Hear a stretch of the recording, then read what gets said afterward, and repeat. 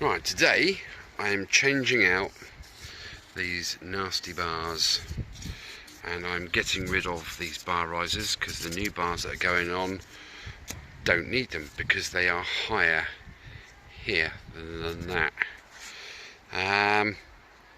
Yeah, so basically the handlebars will be going back to stock without this junk on there. This is nasty. I don't like this. The gaps are all wrong. It's pinched. It doesn't feel, I don't know, it just feels a bit fly-by-wire, if you know what I mean. Anyway, so I've got lots of adjusting to do. That will all have to come off. The screens come in and back off. Where these indicators are pointing in slightly like that, what I'm going to do is take this bracket off and I'm going to move out this bracket, angle it out a bit further, and then I'm going to put this bracket on the other side. So it will make the indicators go outwards more, which is more directional. It will stop them being blocked by this because they'll be out there, and this bracket will be the other side and all nicely painted up, and that's that. So yeah, lots to do. Look how filthy my bike is. Just look how filthy it is. Oh. What are you doing, security? Are you okay? What are you doing? Yeah. Raw. Right, let's have a look at the new bars. There are the new bars. I've roughed them up a bit. I threatened them. I've got my abrasive pad out and I gave them a good hour's worth of abrasion. I mean, they're old bars anyway, so they were a bit skanky. And I've given them a coat of the old scratch and impact resistant Lidl's spray paint. It's only had one coat, but it looks fine so far. Can I let that bake in the sunshine there? It's cold. I know it's sunny, it's cold. So that's going to bake on there. I'm going to give it another 2 coats. So we've got 3 overall, and I'll finish it off with the hot air gun just to bake things off. Yeah, so that's going to be going on there. Right, I'm going to crack on. Right, I've released the 2 screws there. One there, nice Phillips screws. I've released that and unclipped it from around this handlebar. There you can see the extra hole I've drilled because you have locating pins. See that pin right in there by my fingertip? That locates in when the handlebars were more vertical, if you like. That's the original hole, and all the levers were set at the same angle on both sides. But where I've angled these back, I had to then drill fresh holes because the levers are basically up in the air there. So now I can move them forward and then back in. Not the levers, sorry, the switches. The levers move any way you like. So yeah, those switches are all sort of up in the air like that. So now they're as they should be. But anyway, bars are coming off, so it doesn't matter. This is going to be the sausage to get off. It's glued on, as you can see. So I'm going to have to use some sort of ingenious way of getting this off of there, because that needs to go back on the new painted bars. Yeah, going back to that threading situation where I took the thread lock off of the threads using me dye. I get why people and manufacturers use thread lock. I understand all that. You know, it's not rocket science, is it? But I'm sorry, if your bike vibrates that much, then there's something wrong with the bike, isn't there? Right, so I'm going to just do all that and tack this bit first. Wish me luck. Incidentally, when these bikes first came out in 2016, they were BS2s or 3s, and 17 BS3s and BS4s over here 2018. People are moaning. Well, not moaning. They say that the front brake isn't adequate. Now, if you're off-roading, you don't want to snatch your brake anyway. But by the same token, apparently they are rather vague, and I tend to agree. They are. You know, I had to do an emergency stop yesterday for whatever reason, and the back brake locked up, unlocked, locked up, unlocked. The ABS kicked in, and it did its thing on the rear brake. I didn't feel anything happening at the front here. Now, whether that was because it was just in panic mode and I had the anchors on, I don't know. But pressure, hydraulic pressure, is all about the size of the piston which is doing the actuating onto the caliper. Now, let me come around the other side because of the sunlight. Normal brakes have reservoirs and pistons sort of that length. Now I'm just wondering whether the lack of braking power is down to the sheer lack of size of the piston in here, that it's not got enough bore pressure to put out what needs to clamp that front brake. I know it's only a single disc, but I'm so tempted. I have got proper big reservoirs off of various other bikes in the shed of many parts, so I'm just wondering whether just to whack it on there and just see what sort of brake pressure I then have. But then I don't want to blow any seals. Ooh, misses. I think I've seen that film before. I don't want to blow any seals in the caliper. All things equal and everything.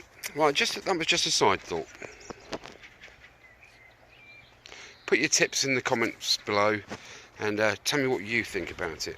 Actually, whilst I'm here on niggly little things, has anybody else had any trouble with this? This clips in there quite obviously, because of the setup. We have this sort of semi-flexible brake pipe which goes right the way back to the ABS pump, for obvious reasons. Now, there's no load on the bike, therefore the forks are fully extended. If you clip that in there, like so, as soon as you get on the bike and this compresses, or you put your foot, you pull the front brake which doesn't work, and you slow the bike down, this just pops out. And that has been rubbing against this bracket, and so is that. Now it does slide up and down. I'm going to put a bit of grease on there to see if that stops that issue, because that isn't good, is it?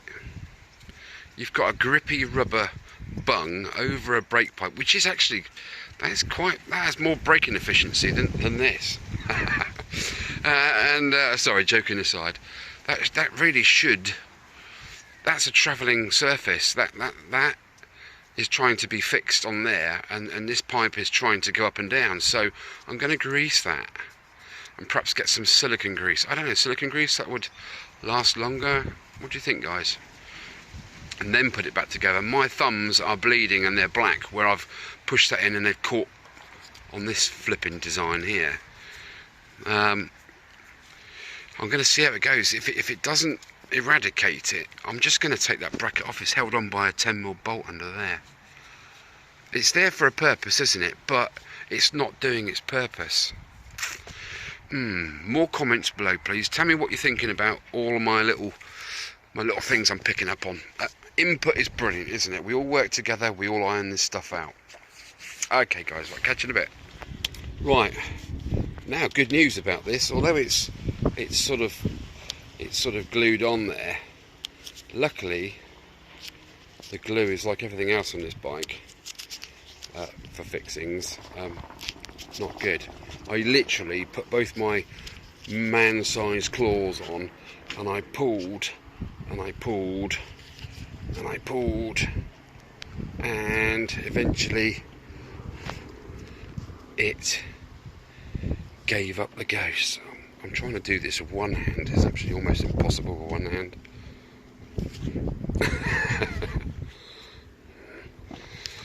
How can I do this with one hand? I'm trying to put my foot on the bike, and there we go. It's coming off. There we go. There. So yeah, it wasn't too difficult now, was it?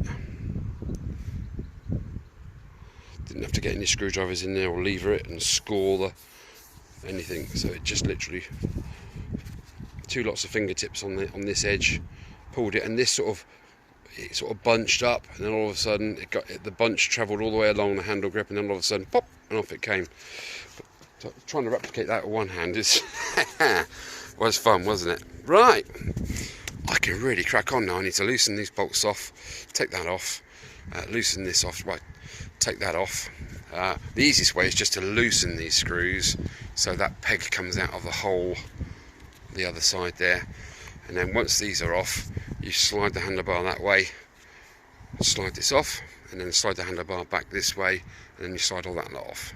Alright, you don't literally have to undo everything. Okay, right, I'm going to crack on.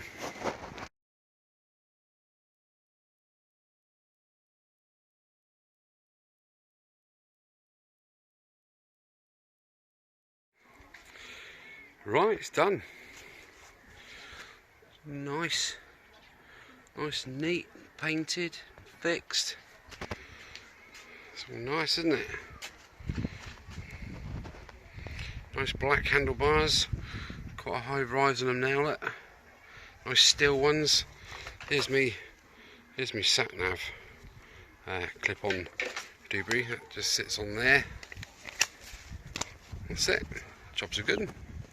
Clips on there perfectly, that. And a little button at the side to release it. Where is it? There. Simple, isn't it?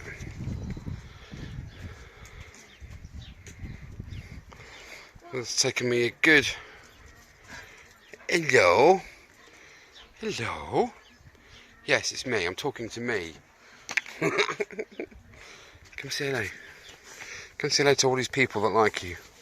Look, you silly boy. Right, so yeah, better angle there, look. Spot on. I'm just going to take it up and down the road. I've greased this piece so the cable slides up and down there, because when you obviously take it off the main stand, the forks compress and that just pops straight out of there. It's rubbish, absolutely rubbish. So yeah, I've greased that, and let's see how it goes. Can't wait to get out on the road with it. Right, let's go and have a test ride. Good afternoon, team. Well, I've taken it out for a test ride. I did have my Ghost Drift X camera on the side of my crash helmet. It's playing up, sadly. It recorded beautifully in HD, but there's no sound, which is rather good, isn't it? But there's no commentary, so I've ditched that. Right, what can I say about it? I can say that this bike now feels 100%. It feels the correct height. The handlebars feel perfect. It feels like it should have been like this, from my point of view, from my height and build from the start. I've got no crush nuts on the tank anymore. I'm sat back, I'm sat upright, total control. It just feels brilliant. I cannot stress how good it feels. Yeah, they've sort of come out rather good, haven't they? It's worked out right. The screen's now fixed on brilliantly. What else can I say? Oh, another thing. This little monkey didn't pop out either. I applied the brakes a few times, the back brake anyway. And yeah, it hasn't popped out. So that greasy little bit there. Can you guys just have a look at yours? Does yours pop out of that little clampy bit? Does it? You know, what happened? It can't be just my bike, surely. Anyway, I think I'll wrap that up now. I just need to get some bungs to go in the end of me bars. I think I've probably got some in the shed of plenty. Right, well, thank you for looking once again. I am really happy. I'm going on tour in June 22nd, starting off in Lowestoft, going across to St David's in Wales with a bunch of cracking guys, and we're going to have a time of our lives. Now I'm so happy with this bike. I can't wait to get going. Right, take it easy. See you soon.